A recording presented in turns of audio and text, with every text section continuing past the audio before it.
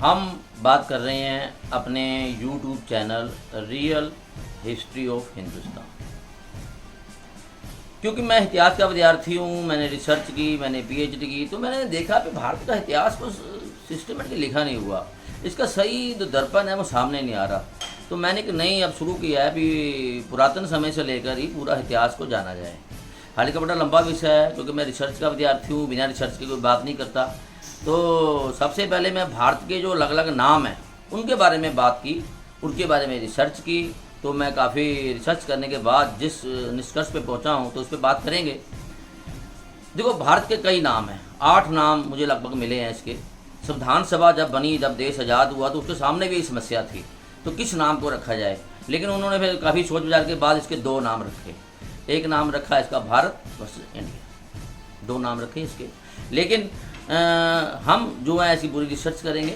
हमें आर्कियोलॉजी का जो सर्वे है, जो रिसर्च है, उसमें एक पहाड़ी मिलती है, हाथी गुफा, भुवनेश्वर के पास, 2nd सेंचुरी की BC की है।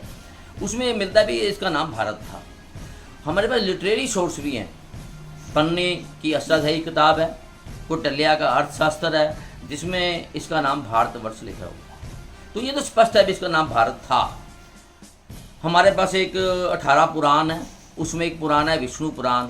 उसके ऊपर स्पष्ट लिखा हुआ है कि समुद्र के उत्तर और हिमालय की दक्षिण के भूभाग को भारत कहा जाता है। दूसरी पुराण में इसका वर्णन आता है वायु पुराण। उसमें 7 महाद्वीपों में इसको बांटा गया है। तो उसमें से तो पुराना द्वीप था, वो उसको जम्बो द्वीप बोलते हैं, समग्र द्वीप। तो इसको जम्बो द्वीप का नाम दिया गया भारत के आसपास क्षेत्रों को। तो हेमचंद्र जी एक जैन धर्म के बारे में उन्होंने काफ़ी रिसर्च की है। उनकी एक बुक है प्रशिष्ट पर्वन, उसने चंद्रगुप्त मौर्य को जम्बो देश का राजा माना है। तो स्पष्ट है कि भारत और जम्बो द्वीप इसके नाम आते थे। अगर हम आगे चलें तो हमारे पास जो पुराणिक परंपराएं हैं, पुराना लिटरेचर है, उसके हिसाब से इसका नाम भारत है। तो मैंने रिसर्च की, हमारे पास 3 कैरेक्टर मिलते हैं भारत के। सबसे पहले कैरेक्टर मिलता है रामायण में भरत जी का। ये श्री रामचंद्र जी के भाई थे। जब राम जी वनवास में गए तो ये उनके नाम पर राज करते रहे। जब वो वापस आए राम जी, तो उन्होंने अपने भाई को कौशल देश का राजा बना दिया। तो उन्होंने एक बहुत बड़ा राज कायम किया, तो उनका के वंश भी चला, तो उसके नाम से ही भारत का नाम पड़ा। हमारे लिए गौरव की बात है, हम राम से जुड़ रहे हैं। दूसरा हमें जो वर्णन मिलता है वो महाभारत से मिलता है, अधिपूर्वा उसका सोर्स है। इसमें ये मिलता है भाई, ये शकुंतला और दुष्यंत का जो बेटा था भरत, वो भारत का राजा बना था। इसमें एक और भी वर्णन मिलता है कि ये जो कालिदास है, उसने एक नाटक लिखा शकुंतला। वो लिखता है भी जो शकुंतला थी, भरत की माता थी, वो जंगलों में रहती थी, एक आश्रम में रहती थी। लेकिन उसका विवाह दुष्यंत से हो गया। लेकिन जब वो बड़ी देर के बाद अपने बेटे को ले गया, तो बेटा उसको जंगलों में पला, तो वो शेरों से खेलता था, बड़ा बहादुर था। जब वो राजा बना तो उसने बहुत बड़ा राज कायम किया, तो उसके नाम से भारत नाम पड़ा। तीसरा वर्णन मिलता है कि एक ऋषभ नाम का राजा हुआ है, उसका पुत्र था भारत, मनु का पोतरा था, उसके नाम से भी कहा जाता है। लेकिन तीनों में से जो सही हमें मिलता है वो लगता है शकुंतला पुत्र जो भरत था, उसके नाम से ही भारत का नाम पड़ा है। इसके बाद हमें जो अगला वर्णन मिलता है, तो हमने रिसर्च की, ऋग्वेद। देखो, वर्ल्ड की सबसे प्राचीन पहली बुक है रिटन। आर्यन बड़ी अच्छी सभ्यता मानी जाती है, वर्ल्ड की सबसे समझदार पढ़ी लिखी जो सभ्यता है वो है ऋग्वेद सभ्यता, सुपीरियर। जो जर्मन लोग हैं वो गौरव करते हैं इससे कि हम आर्यन सभ्यता से जुड़ना चाहते हैं, बहुत से लोग। तो जो आर्यन सभ्यता है उसमें ये माना जाता है कि उसमें कई कबीले थे। एक जन नाम का कबीला था, उसका नाम था भारत। तो उसने बहुत बड़ा राज कायम किया था। तो माना जाता है कि जो आर्यन कबीला था ऋग्वेदिक काल में, उसके नाम से ही इसका नाम भारत पड़ा। वैसे एक जगह और वर्णन आता है कि नर्मदा का जो संपूर्ण उत्तरी क्षेत्र है उसे आर्यावर्त के नाम से जाना जाता है। इसके बाद हमारे पास एक और बुक मिलती है महाभाष्य, पंतजलि ने लिखी है 150 BC में। तो उसमें भी ये जो आर्यावर्त इसका नाम हमें मिलता है। मतलब आर्यावर्त का नाम हमें नर्मदा के जो सब उत्तरी क्षेत्र का नाम भी आर्यावर्त है, जो महाभाष्य में भी नाम भी आर्यावर्त है। तो कई जगह मिलता है। तो उसके बाद हमारे पारसी ग्रंथ है जैद अवेस्ता, उसमें इसको शपथ सैदब कहा गया है। इसको ब्रह्म ऋषि देश भी कहा गया है, क्योंकि ये जो है गंगा जमुना के बीच में जो द्वाब का क्षेत्र था उसको ब्रह्म ऋषि देश कहते थे, ऋषियों का देश है तो उसका नाम ब्रह्म ऋषि देश पै गया। 7वीं शताब्दी में इत सिंह बौद्ध धर्म का बौद्ध अनुयायी था, बुद्ध धर्म का ज्ञान लेने के भारत आया, उसने भी भारत को आर्य देश बताया है, मतलब इसको आर्यवर्त भारत इसके नाम तो जुड़े हुए हैं।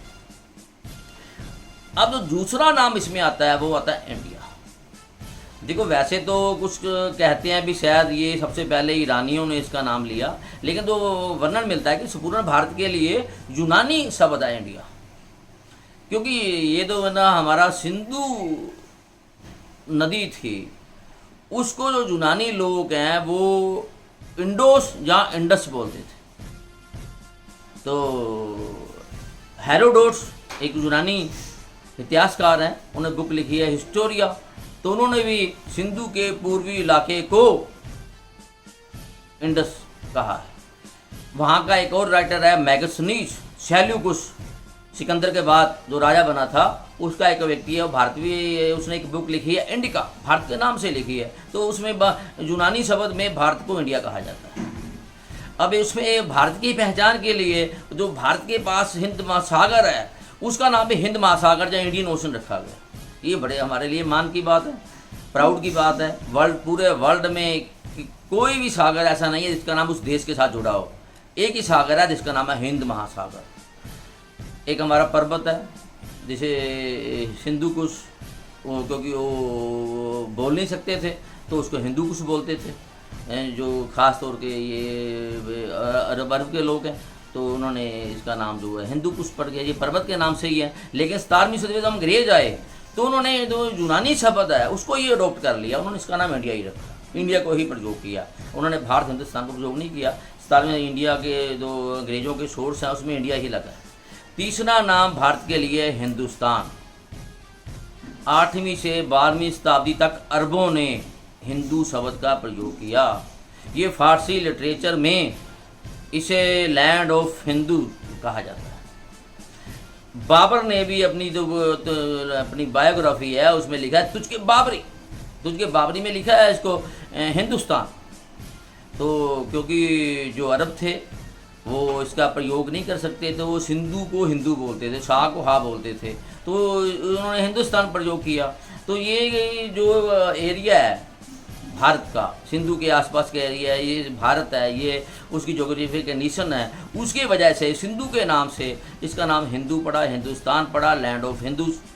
तो ये एक रहने की एक सभ्यता है, वे ऑफ लिविंग है। ये हिंदू धर्म तो ठीक है, हमारे देवी देवता हम जो इस इलाके में मानते हैं हमारा धर्म है, लेकिन जो हमारा नाम है वो सिंधु से पड़ा है, हमारी कोई वे ऑफ लिविंग है, इसमें कोई वो नहीं है। जो भारत में रहता है, भारत के क्षेत्र में रहता है वो हिंदू है, इसमें कोई वो नहीं है, धर्म से जुड़ा वो नहीं है, ये जोग्राफिकल क्षेत्र की एक पहचान है।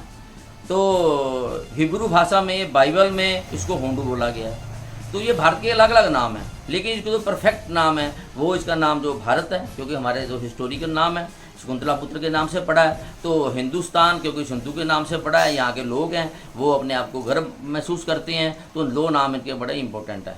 तो आज हम जो है नामों पर चर्चा की है, तो हमें इसका नाम जो है भारत और हिंदुस्तान बिल्कुल ठीक लगता है। जय भारत, जय हिंदुस्तान।